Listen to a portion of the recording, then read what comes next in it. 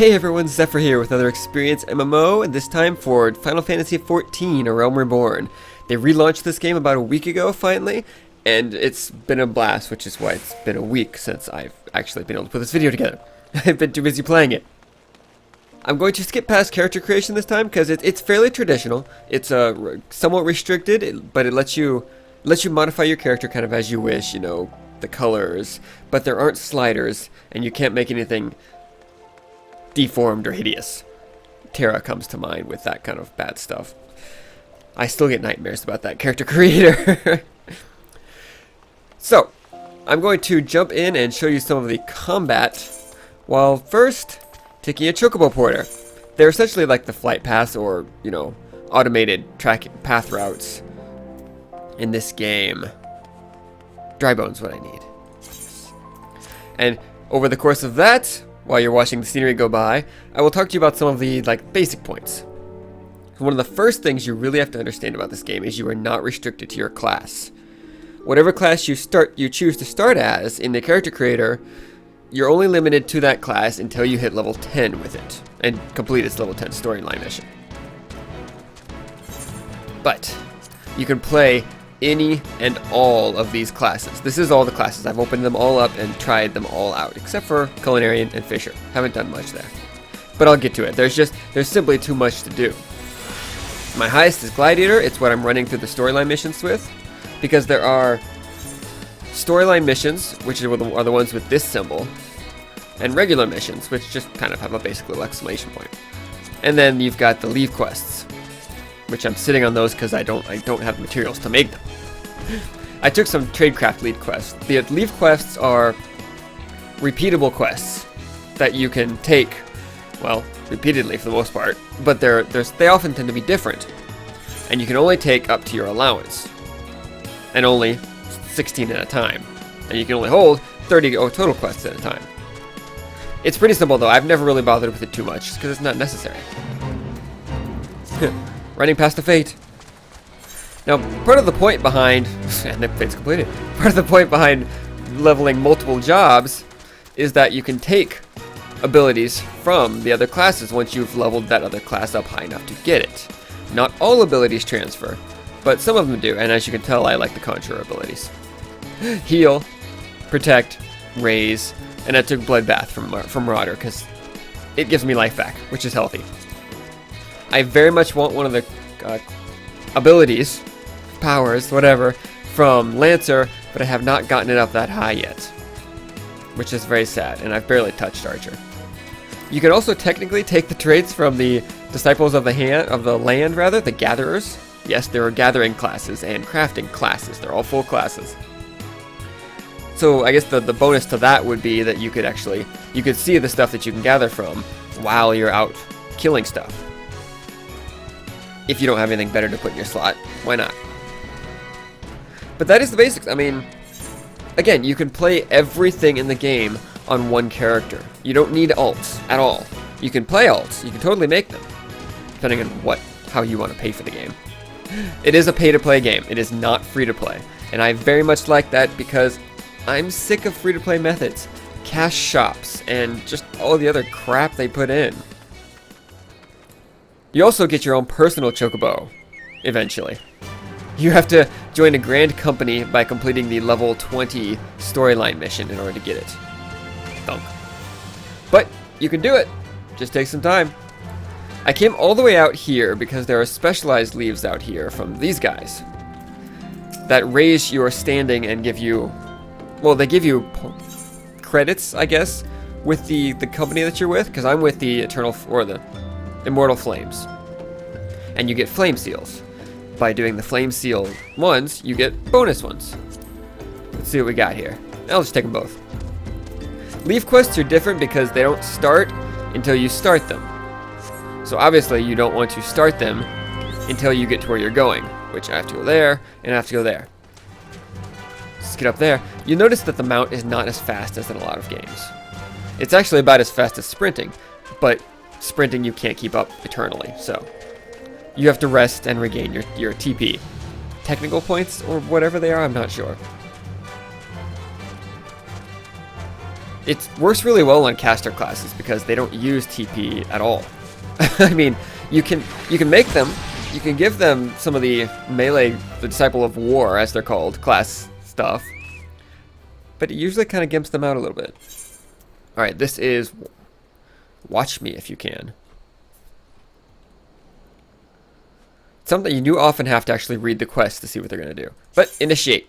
Let's go ahead and see what's going to happen. And you can adjust the difficulty level.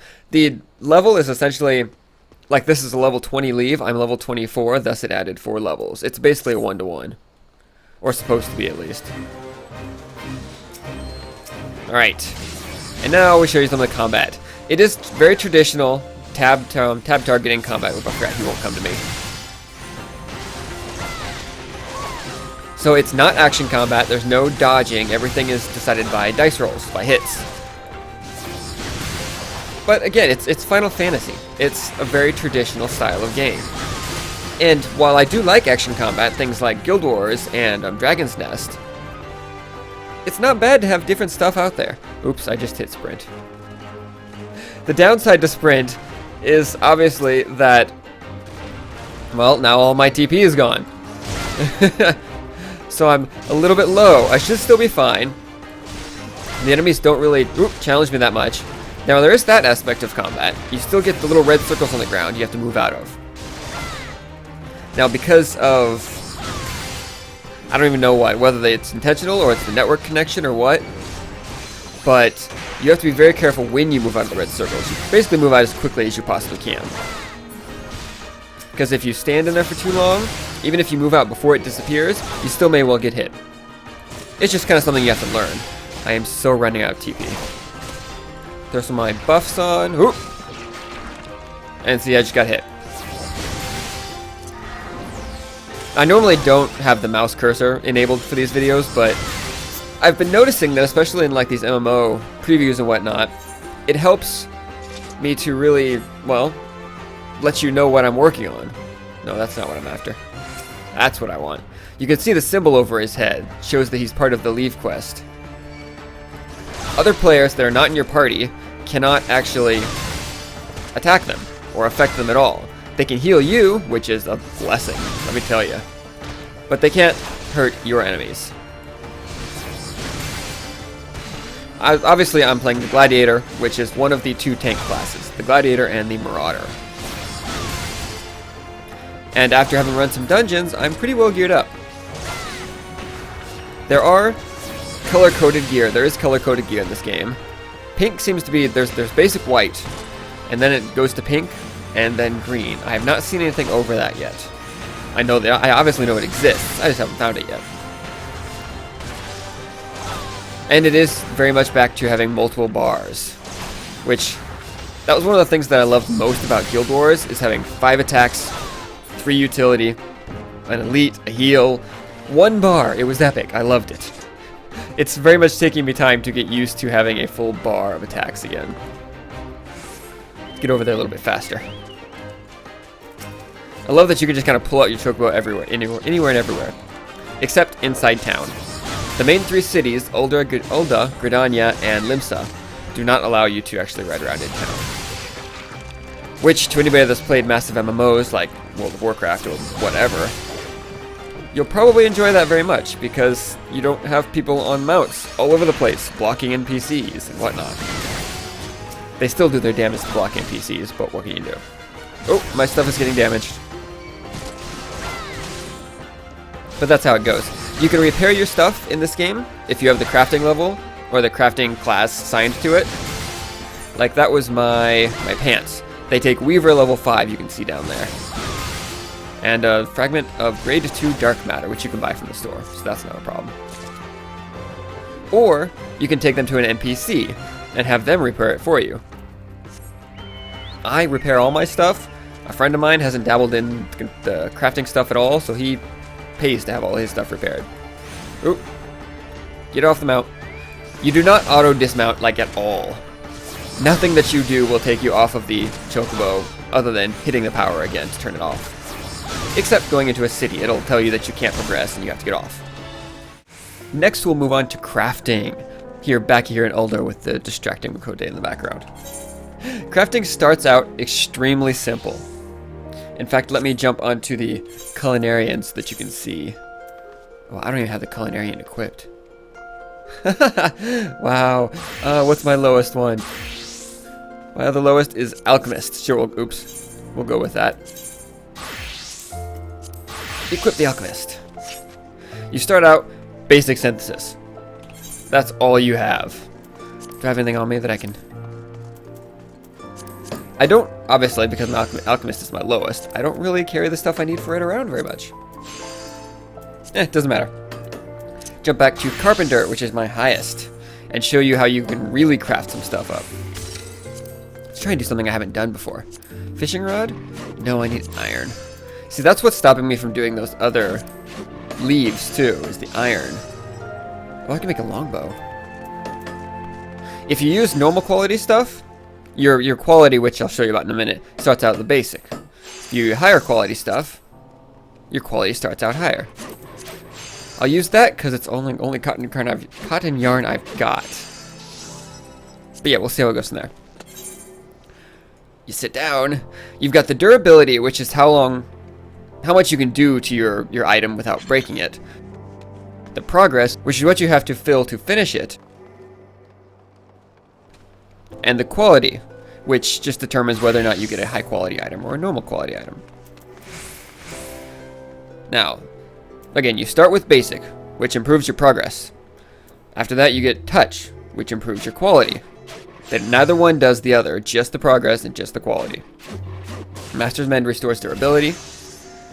Steady Hand improves success rate. Inner Quiet gives you a bonus every time your touch succeeds. Rumination restores. See, this is where there's just so much to it. And this condition over here, you don't start with that. But once you get to a certain level, that opens up. So condition is either normal, which is the basic quality increase when you succeed with touch. Good, which is better, obviously. Or excellent, which is, if you succeed at that, it's a wonderful quality increase. Let's just go ahead and knock a couple out here. I don't know how many tries this is going to take. I have not tried a longbow yet. As you can see, it's just raising my quality, or my progress rather, and dropping my durability. My condition has not changed. There it goes. Condition good. See if we can get a touch off.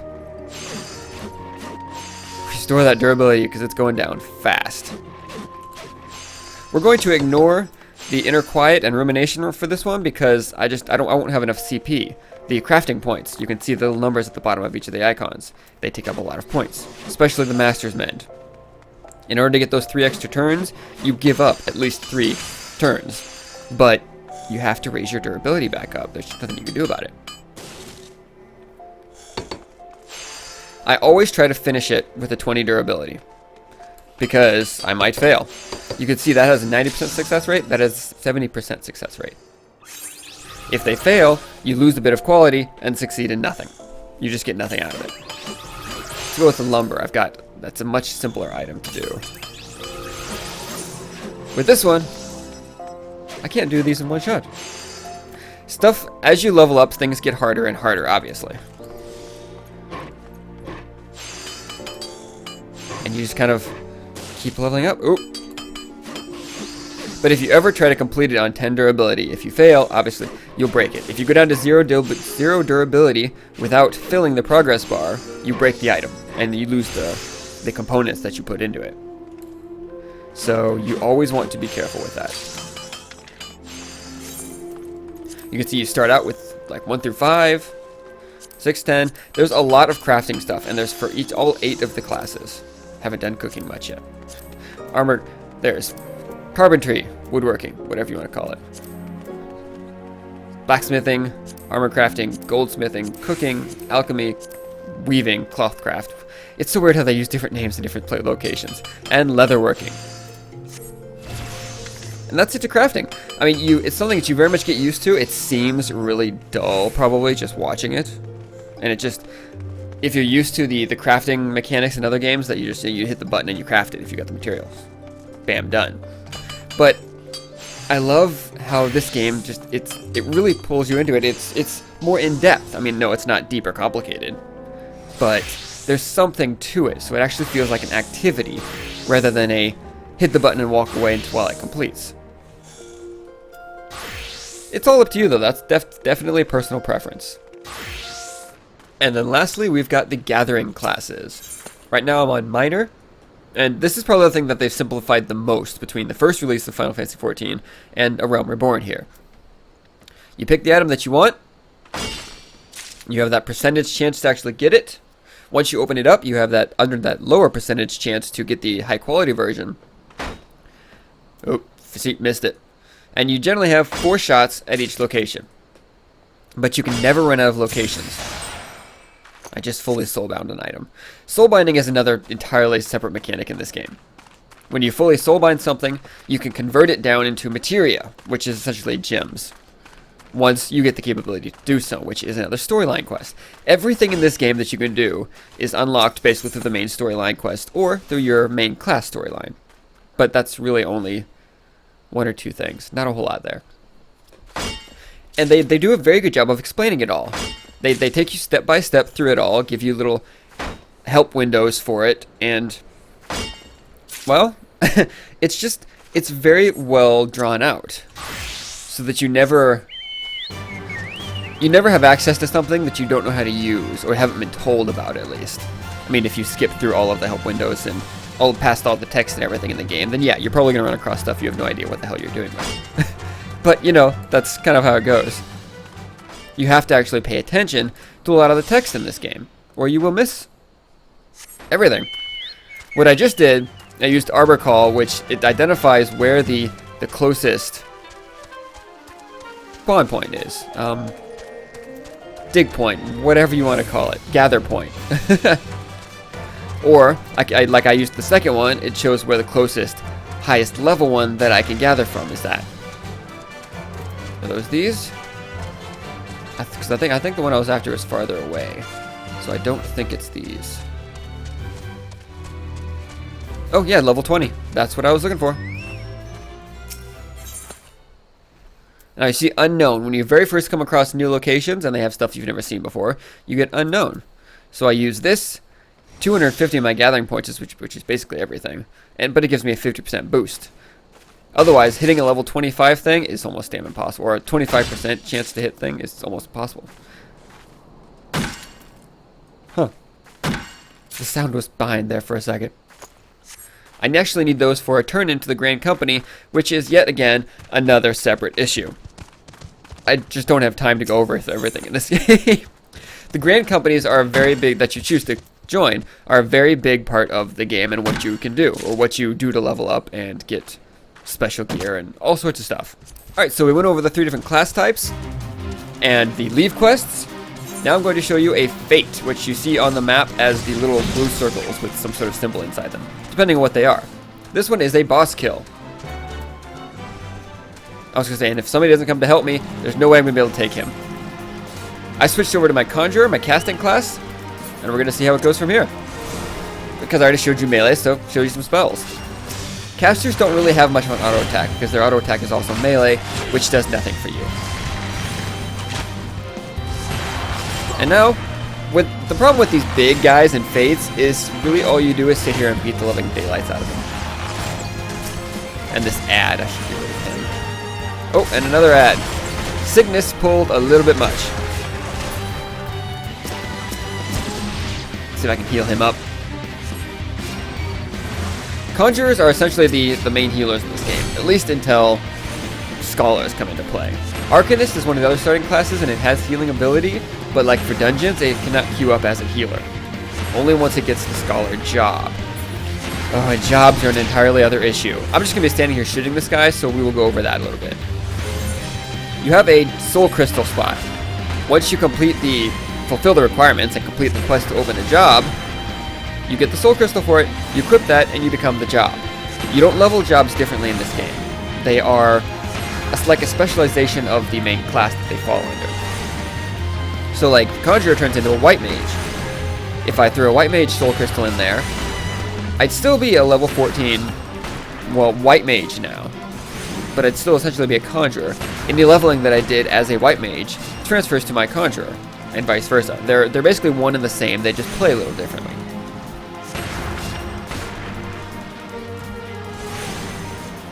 And his health is slowly going down. Whoops, I forgot about this ability. Cleric Stance. It swaps your intelligence and mind. Intelligence deals is magic damage and mind is healing. So it essentially makes a healer into a damage dealer to an extent. They're still not quite as strong as the Thaumaturges, which is the Black Mage version of, you know, Conjurer. But they do better. You can't really see the red circle that's going up around him because of the water there. But it is there, which is sometimes a problem. You just have to watch. Alright, I mentioned dungeons too. Oh, there was the circle. There's dungeons that have levels. This is the dungeon finder, or the duty finder as they call it. So you have to be a certain level in order to be able to access them. Dungeons are classic dungeons, 4-man. You go into them with whatever party, you clear them out. It's Trinity, Holy Trinity style. Tank, healer, and 2 DPS. Guild heists are not quite dungeons. They're essentially fates that are instanced, I guess is the best way to put it. You also go into them with a group. Trinities, 4 people, same way you do a dungeon. But there's like one little room that they put you in. You defeat whatever you need to, and that's it. They seem to be like training style. Like, the first time you do one, you get a massive bonus for it. After that, not so much. They're really not worth anything else. And then you've got the trials, which are big boss fights. This is the Ifrit fight that anybody that's really been paying attention has probably already seen from like E3 and whatnot. They've shown a couple of different videos for the devs and whatnot for it. But that's where trials come in. That's where you fight the primals, as they call them, the elementals, and whatever the hell else that Final Fantasy has called them throughout the years. And I'm getting attacked, and I don't feel like getting attacked right now, especially since they're basically my level, so that could be problematic. Casters are a much different style of play than melee because, you know, you just kind of stand there and cast. You can't move while casting, so they're even more static.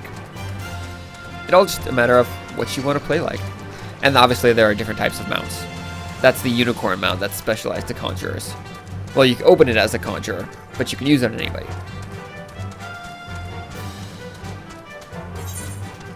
Alright, I think that's pretty much everything that I have time for.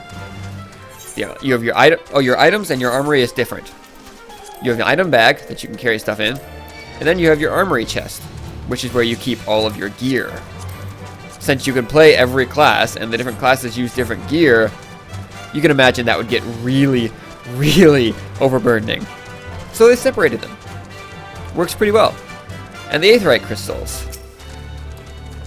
These guys you use return or teleport to travel between. It costs money to use teleport though. You can set, and the home point is what return does. You can register a favorite destination and it reduces the cost of teleporting to a place, but you can only register 3. And as you can see, you get quite a few. First time you see them, you have to attune to them, but every time after that, you can travel as you wish. The cost isn't bad as long as you don't do it all the time. I've got 35,000, so, you know, nothing major. Let's see what other keybinds I can find. Achievements. They put achievements in, which is awesome. Do all that kind of stuff. You've got the guilds, which are or free companies. And then you've got the link shells, which are basically chat channels.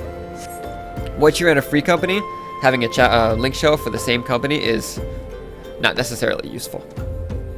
But, you know, it lets you keep in contact with people in other companies for the most part.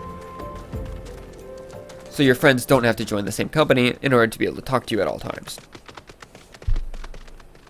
But I think that's going to do it for now. There's obviously stuff that I haven't touched upon, Limit Break, and gods know what else. There's tons to this game. But I will certainly work on having more specialized guides in the future. Focus on... I'm not sure how much you can focus on crafting or gathering, but I mean there's a lot of crafting you can do. But I think it's really more specialized for written guides as far as where to find stuff and how to make it, what you need, what crafts you should combine in order to actually level them all up, because they often take things that you need a different craft in order to make. Ingredients from everywhere. But I'm going to stop dragging this out. This has been Final Fantasy XIV Realm Reborn. Thank you for joining me. I will catch you all again later.